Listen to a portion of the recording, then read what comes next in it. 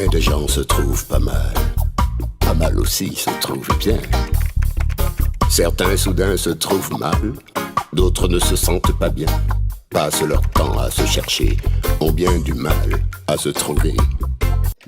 Acteur, diseur ou conteur pour certains, précurseur du slam, créateur de bijoux, sculpteur et tout simplement poète.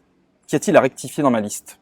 Certainement un conteur, pas sûr. Pendant 15 années à Martinique, on a voulu faire de moi un conteur, d'autant plus que dans le film Oui, Casse-Nègre, je jouais le rôle d'un personnage qui était aussi le conteur du village. Comme c'était un rôle, j'ai appris à dire un peu comme les conteurs pour cette occasion.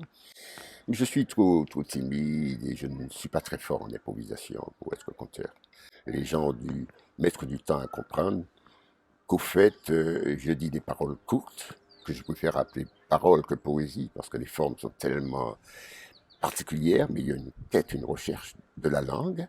Ces paroles courtes, voilà, je les appelle poèmes, poésie ou simplement paroles avec un P que je voudrais majuscule. Et puis, poète, parce que quand sur les médias, j'ai commencé chaque fois à re-signer et à n'être pas content qu'on me dise conteur, on m'a dit, mais alors, qu'est-ce que tu es mieux que le conteur ou quoi? Ou les conteurs, voilà, c'est une classe de 10 heures qui est inférieure, je sais pas quoi. J'ai dit non, un grand conteur, c'est merveilleux.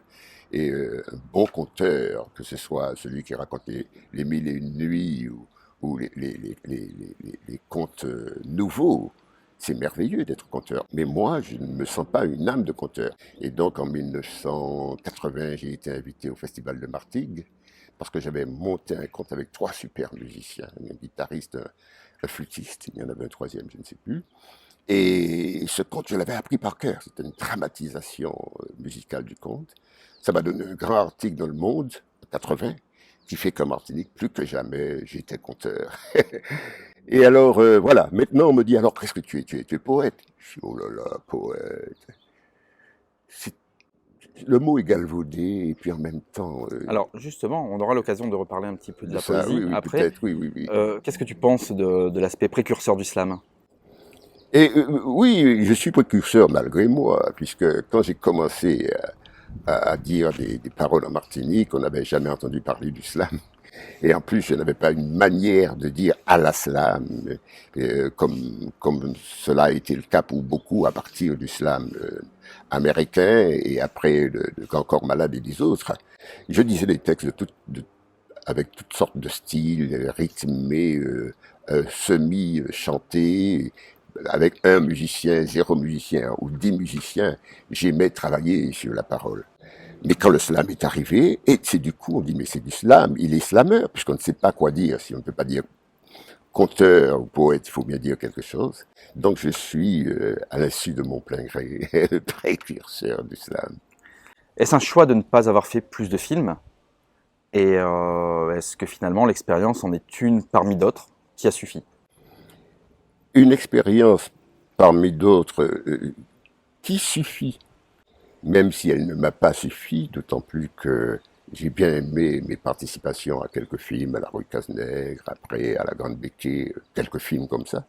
Il y a des invitations, des propositions que j'ai déclinées parce qu'il y avait une tendance, et ça se passe il y a un peu plus de 20 ans, j'avais une barbe, j'avais une gueule particulière, à vouloir me donner des rôles de sorcier ou des choses comme ça, ou des rôles de conteur, mais les gens restaient dans l'étroitesse, souvent c'était d'ailleurs des réalisateurs qui venaient de l'extérieur, et donc la sauce n'a pas pris, d'autant plus que je n'ai pas fait de dossier ou de demande particulière pour les films avec un profil acteur.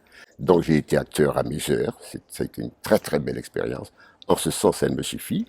Mais si la vie avait fait que je voyage et de plateau en cinéma à plateau au cinéma, peut-être que je m'y serais fait. Mais mon métier actuel de dire des paroles, ça me suffit très très bien.